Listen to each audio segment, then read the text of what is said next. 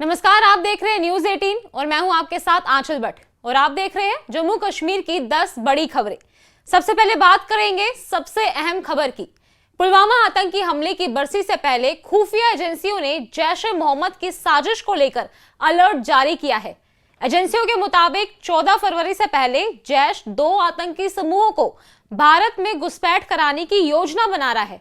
सूत्रों के अनुसार जैश के ये 2 समूह जम्मू के कठुआ और सामा जिलों के पास जफरवाल क्षेत्र के फॉरवर्ड लॉन्च पैड पर तैनात किए गए हैं। इसके अलावा अंतर्राष्ट्रीय सीमा के पास लगभग 8 आतंकवादी देखे गए हैं। सुरक्षा बल पूरी सतर्कता के साथ मोर्चे पर है और सीमा पर हाई अलर्ट और कड़ी निगरानी भी जारी है। अधिकारियों ने कहा है कि किसी भी अप्रिय घटना को समय रहते रोकने के लिए सभी तैयारियां पूरी कर ली गई है। बॉर्डर पर तनाव बढ़ा है। खुफिया एजेंसियों ने लोगों से सतर्क रहने की अपील की है। वहीं जम्मू कश्मीर के सांबा जिले के रामगढ़ सेक्टर में भारत पाकिस्तान अंतर्राष्ट्रीय सीमा पर बीएसएफ ने एक पाकिस्तानी घुसपैठियों को पकड़ लिया है। रविवार शाम करीब 7 बजे बॉर्डर आउटपोस्ट बल्लर के पास संदिग्ध हलचल देखी गई, जिसके बाद बीएसएफ जवानों ने तुरंत कार्रवाई की। पकड़े गए घुसपैठियों को हिरासत में लेकर उससे सुरक्षा एजेंसियां और स्थानीय पुलिस पूछताछ कर रही है। गौर करने वाली बात यह है कि इससे पहले 26 जनवरी को भी सांबा जिले में बीएसएफ ने एक पाकिस्तानी घुसपैठियों को मार गिराया था, जिसकी पहचान लाहौर के निवासी मोहम्मद आरिफ के रूप में हुई थी।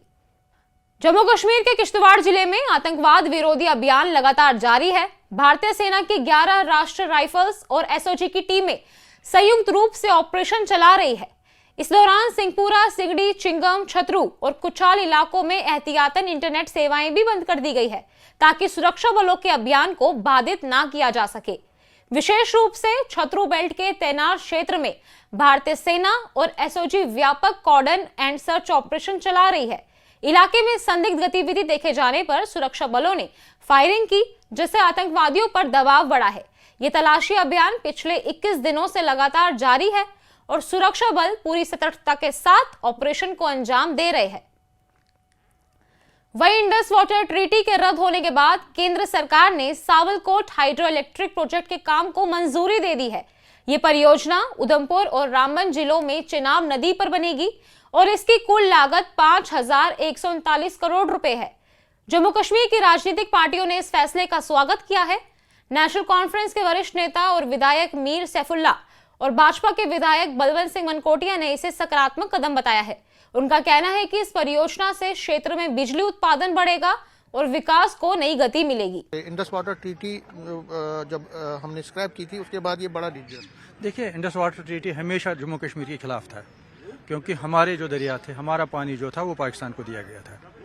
अगर हमें हमारे जो दरिया हैं, जो पानी जो हमें अगर हमें वापस मिले रियासत जम्मू कश्मीर को, हमारे स्टेट को, हम अपने पावर प्रोजेक्ट उस पर बना सकते हैं और उससे हमारी डेवलपमेंट हो सकती है, हमारी इकॉनमी बढ़ेगी। मैं पहले से ये चाहता था कि इंडस वाटर ट्रीटी जो है वो ख़त्म हो जाए जम्मू कश्मीर के हवाले से। हमें उससे कोई फ़ायदा नहीं है, जम्मू कश्मीर के लोगों को उससे बहुत बड़ा नुकसान है। लेकिन इसके साथ साथ सेंट्रल गवर्नमेंट से भी ये गुजारिश है कि हमारे दरियाओं को सिर्फ जम्मू कश्मीर के गवर्नमेंट को ही हक दिया जाए, ताकि उन दरियाओं पर, उस पानी पे हम अपने प्रोजेक्ट्स बनाएं और उससे हमारी इकोनॉमी बढ़ेगी, हमें पावर मिलेगा और हम पावर को रियासत से बाहर भी भेज सकते हैं। वहीं नेशनल कॉन्फ्रेंस के अध्यक्ष फारूक अब्दुल्ला ने पाकिस्तान की शिया मस्जिद से हुए आत्मघाती हमले पर गहरा दुख व्यक्त किया है। उन्होंने कहा है कि यह घटना दिखाती है कि कुछ लोग ऐसे रास्ते पर चल पड़े हैं जो उन्हें जहन्नम की ओर ले जा रहे हैं। पुलवामा जिले के पंपोर में पत्रकारों से बातचीत करते हुए फारूक अब्दुल्ला ने कहा कि अब मस्जिदों के अंदर भी धमाके हो रहे हैं। ये बेहद दुर्भाग्यपूर्ण है और बताता है कि हम अल्लाह से कितने दूर चले गए हैं। उन्होंने कहा कि यह हिंसा सिर्फ पाकिस्तान की नहीं बल्कि पूरे मुस्लिम विश्व का दुखद मामला है। गौरतलब है कि शुक्रवार को पाकिस्तान की राजधानी इस्लामाबाद के तरले उपनगर स्थित खदीजतुल कुबरा शिया मस्जिद में एक आत्मघाती हमलावर ने विस्फोट किया था, जब लोग जुम्मे की नमाज अदा कर रहे थे। इस हमले में कई लोगों की मौत हुई थी और बड़ी संख्या में लोग घायल भी हुए थे। इस हमले की जिम्मेदारी इस्लामिक स्टेट इन पाकिस्तान ने ली है। इस घटना के विरोध में कश्मीर के कई इलाकों में लोग सड़कों पर भी निकले और प्रदर्शन भी किया। प्रदर्शनकारियों ने इस हमले की कड़ी निंदा की और मासूमों की हत्या को इंसानियत के खिलाफ बताया। तो इस बात का कि अल्लाह के घर में भी अब बम फटने लगे, ये दिखाता है हम अल्लाह से कितने दूर हैं और हम उस मंजिल की तरफ चल रहे हैं जिसके लिए जहन्नम तैयार है। अफसोस है मुझे इस बात। पाकिस्तान में बार बार ब्लास्ट हो रहे, क्या कहेंगे वहाँ पे क्या कहेंगे? तो सर आप समझते हर हैं जगह कि ब्लास्ट हो रहे हैं जनाब, कौन सी जगह बाकी रही है? मुझे बताइए इस्लामी मुल्कों की हालत क्या है?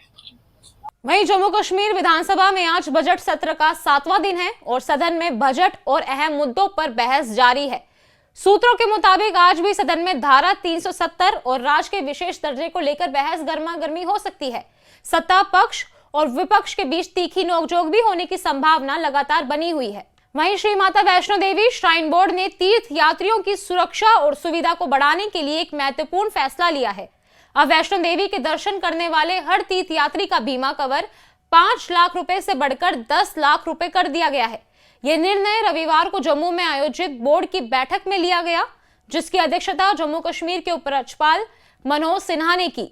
बैठक में पिछले कदमों की समीक्षा की गई और तीर्थयात्रियों की सेवा में सुधार के लिए कई अहम एजेंडा के मुद्दों को भी मंजूरी दी गई।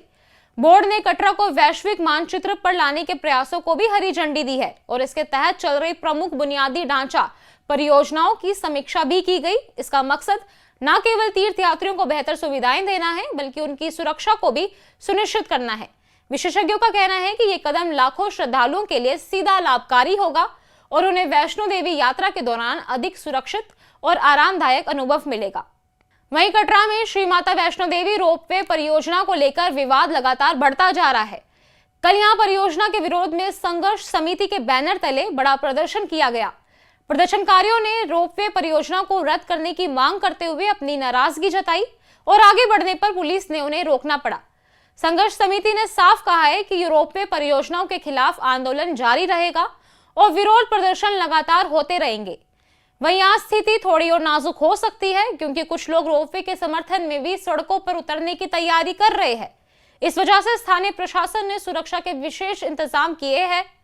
स्थानीय लोगों का कहना है कि रोपवे परियोजना को लेकर विरोध और समर्थन दोनों तरफ से भावनाएं और तनाव बढ़ रहे हैं। आने वाले दिनों में कटरा में सड़कों पर प्रदर्शन और विरोध प्रदर्शन देखने को मिल सकता है।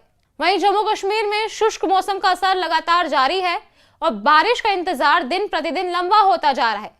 प्रदेश भर में दिन का अधिकतम तापमान सामान्य से 2 से 4 डिग्री सेल्सियस अधिक दर्ज किया गया है। मौसम विज्ञान केंद्र श्रीनगर के अनुसार फिलहाल किसी बड़ी बारिश के आसार नहीं है। हालांकि आगामी दिनों में मौसम में हल्के बदलाव देखने को मिल सकते हैं। जानकारी के मुताबिक 9 फरवरी की रात को ऊंचाई वाले कुछ इलाकों में हल्की बारिश या बर्फबारी हो सकती है, जबकि 10 फरवरी को प्रदेश के कई हिस्सों में बादल छाए रहने के साथ साथ हल्की बारिश, बर्फबारी और तेज हवाओं की संभावना भी है।